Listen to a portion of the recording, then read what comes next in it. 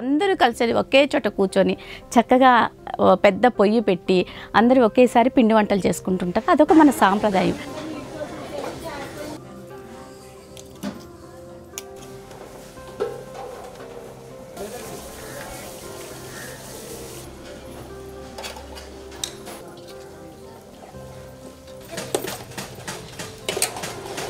అందరికీ పంచిపెట్టడం వల్ల మనం అందరం కలిసిమెలిసి ఉంటున్నాము ఆ ఊళ్ళో అన్న ఉద్దేశం కూడా ఒకటి వస్తూ ఉంటుంది. అలాగే ఆరోగ్య సమస్యలు దాంట్లో విటమిన్లు ఉంటాయి, ప్రోటీన్లు ఉంటాయి. దానివల్ల మనకి ఆరోగ్యం కూడా ఉంటుంది.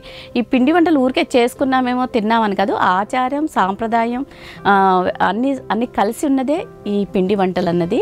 అయితే రాను ఈ పిండి వంటలు ఇంట్లో చేసుకోవడం తగ్గిపోయింది.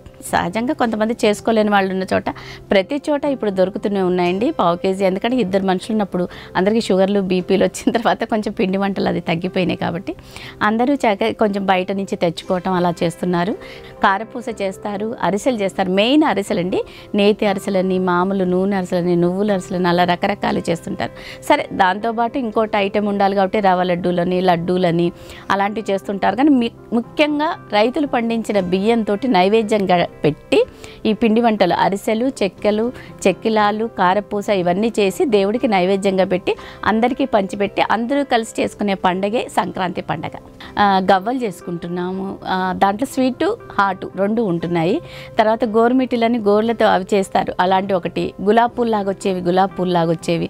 అలాగే బొబ్బట్లు కూడా చేస్తున్నారండి. అలాగే హల్వా పూరి అని ఆ రోజు చేసుకునేది పెద్దలకు పెట్టుకునేటప్పుడు హల్వా పూరి లాగా చేస్తూ ఉంటారు.